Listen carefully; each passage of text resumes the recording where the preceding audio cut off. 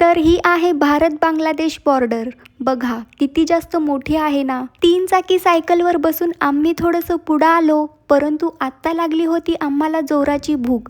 त्यामुळं म्हटलं कुठेतरी झाडाखाली बसून मस्त असं घरून आणलेलं जेवण करूया, कारण दुपारचे 2 वाजले होते आणि एकदा का बॉर्डरची प्रोसेस चालू झाली की ती संपायलाच 2 ते 3 तास जातात. त्यामुळं म्हटलं आधी थोडंसं पोटाला खाऊन घेऊया. आणि तुम्हाला एक खरी गोष्ट सांगते, ती म्हणजे हॉटेलमध्ये बसून पिझ्झा खाण्यापेक्षा शेतातल्या झाडाखाली बसून चटणी भाकर का असेना, परंतु ती खाण्यामध्ये जे सुख असतं ना, ते किती जरी मोठ्या हॉटेलमध्ये गेलं तरी मिळत नाही. त्यामध्ये इथलं वातावरण तर एवढं जास्त भारी होतं की मला इथून जायला नकोच वाटायचं. पण असू द्या, चला आता पुढं पण आपल्याला अजून खूप प्रवास करायचा आहे. बॉर्डर आता फक्त 15 ते 20 मिनिटाच्या अंतरावर होती. इथं पोहोचल्यावर सगळ्यात पहिल्यांदा डॉक्युमेंटची कामं उरकून घेतली, त्यानंतर टॅक्स वगैरे भरला, इमिग्रेशनची प्रोसेस कंप्लीट केली. आणि आम्ही ना बांगलादेशमधून भारतात येत असल्यामुळे आधी बांगलादेशच्या बाजूने आमची आणि आमच्या सामानाची चेकिंग झाली, त्यानंतर इंडियाच्या बाजूने पुन्हा एकदा चेकिंग झाली. आता इथं कस्टम ऑफिस वगैरे असतात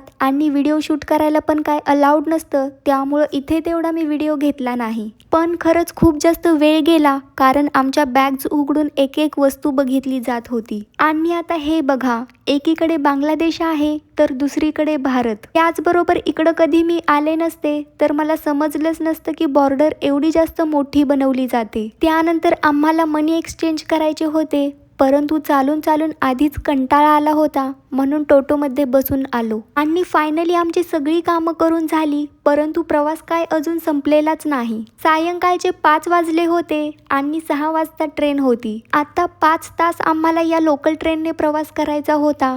एवढा जास्त थकवा देणारा हा प्रवास, आणि लोकांना वाटत होतं या प्रवासामध्ये पण मी माझी ट्विन्स प्रेग्नेन्सी कॅरी करावी. रात्रीच्या 11 वाजता फायनली आम्ही हॉटेलवर पोहोचलो होतो. खूप जास्त कंटाळा आला होता, म्हणून म्हटलं आधी पहिल्यांदा गरम पाण्याने अंघोळ करून घेते, त्यानंतर छान असं जेवण करते आणि मग झोपी जाते. Bye bye.